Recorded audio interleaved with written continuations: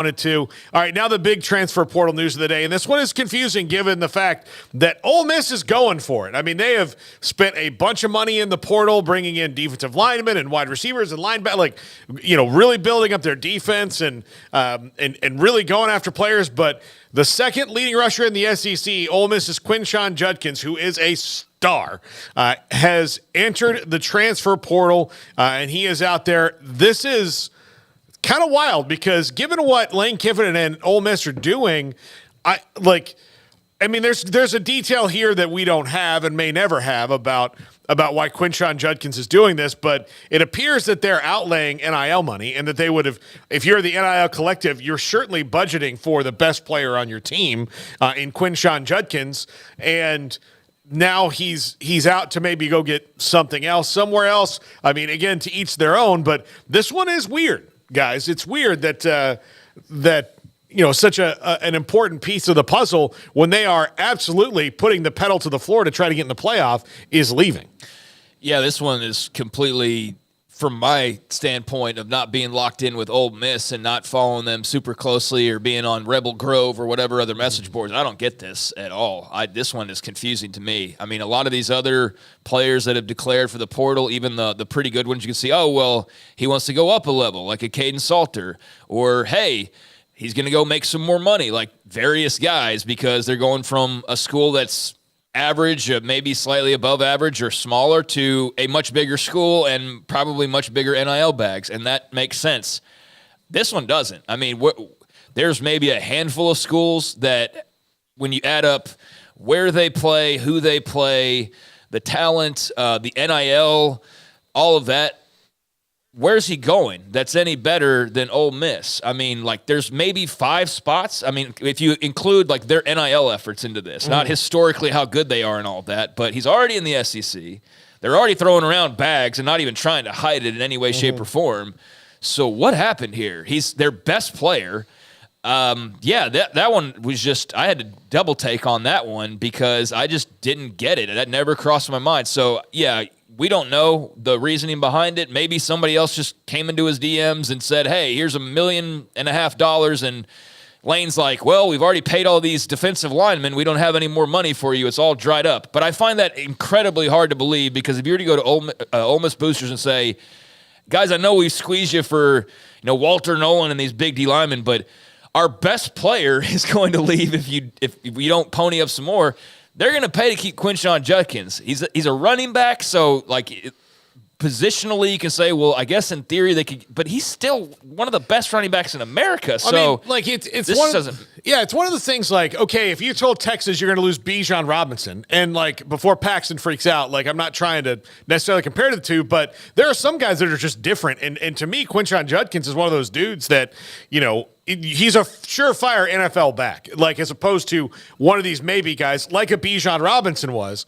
And so if you went to Texas and said, look, I know we're paying all these other guys, but Bijan needs some more money. Can you get another mustard sponsor type person? They would say yes, right? Yeah, of course. And Ole Miss is at a crossroads in that this is a school that has a lot of old-fashioned kind of old-timey SEC history, but they've never won it. They've never won the league before, ever. They've had a couple Mannings play quarterback. They've had a couple times where it looked like they were on the ascendancy, and this is maybe the first true time that they've got momentum season over season over season to maybe go and unseat these teams that have beaten them forever, and they are going for it. And for them to not, have their best player, and he was their best player this year in the fold is really mind-blowing. Yeah, and so maybe it's just simply an NIL deal where they probably offered him something. I mean, I'm sure he was getting paid something. Yeah. That's not a question. Yeah, it wasn't an unpaid internship. Right, but were they paying him figure X and another school says, we'll double that, or we'll double and a half that, or whatever. We'll give you a 75% increase. Maybe it's just as simple as that, because outside of some falling out that we're not aware of, and again, I'm not on Rebel Grove or whatever, so how message boards roll. There's probably some information that's total PS, but there's probably some seed of truth in what actually happened here, and maybe it is as simple as just an NIL thing, and somebody swooped in and grabbed him. But I guess we'll have to wait and see where he eventually lands.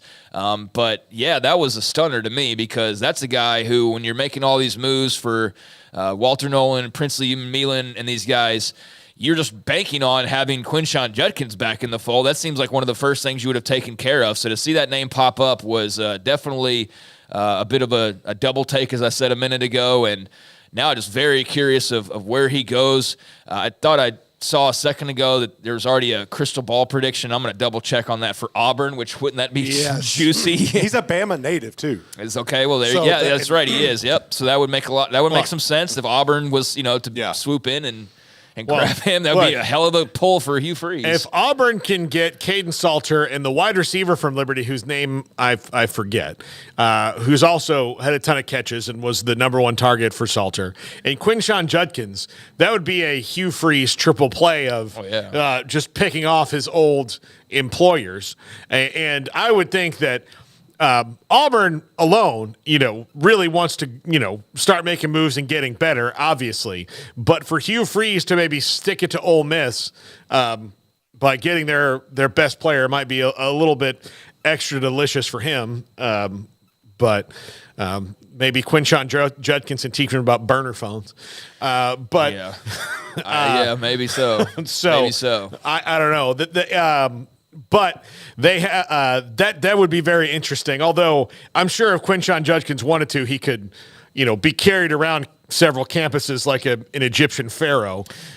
He's a great player. He's not the end all be all. They can find another running back to replace him. It's just it's shocking. Is what it is. It's the intersection of the circumstances that's kind of weird. So I know that I guess it was On3 had some. Talk about that, and Auburn was one of those schools that was mentioned, but as I said a second ago, there's also Crystal Ball over on 24/7, I believe, for him as well. I'll double check that during the break, but that caught my eye before we went on air here.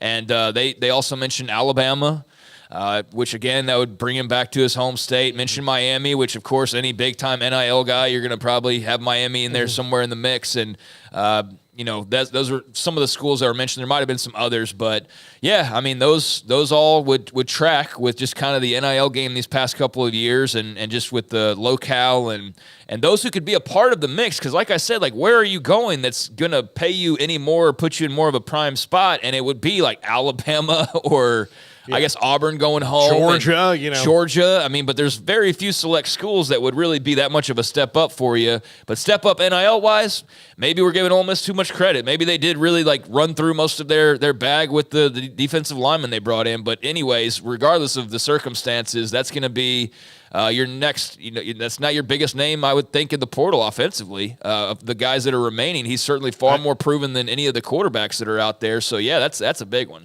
Yeah, look, I would think that he even jumps over Evan Stewart because of the production alone. So, not even a question. Yeah. So, Evan Stewart's probably was the number one rated offensive player in the portal this morning, and that's mostly based on still being a 5-star 2 years ago. So I don't want Evan Stewart to randomly come across this clip and think that I'm just some random dudes out here talking to him. But can we do something first? Honestly, he had an okay year. He's fine. He's a good player. He's got a lot of potential. But I just hesitate to talk about him in the same vein as Quinshon Judkins, who's an all SEC, first team All American type of running back. That's not even a comparison. No, and look, Evan Stewart, like I said before, is a victim of bad coaching. Yeah. So he's going to go. And as a matter of fact, to mention him, he's visiting Oregon. Apparently, that's going to be the first stop along the trail. Speaking of NIL, they're going all in. Especially, I think they were already going all in, but then you had the success you had this year, but then you see that your arch rivals taking it to a completely different level, and I think that they're just going to go more and more and more until they finally get that damn trophy. You know? And so they're going crazy with the NIL, so that wouldn't be surprising at all. Yeah, nobody is driven past the exit for the country club in college football more in the last 20 years than Oregon and missed it. So, and then has to go back around and wait for their next opportunity. So he's visiting there. Another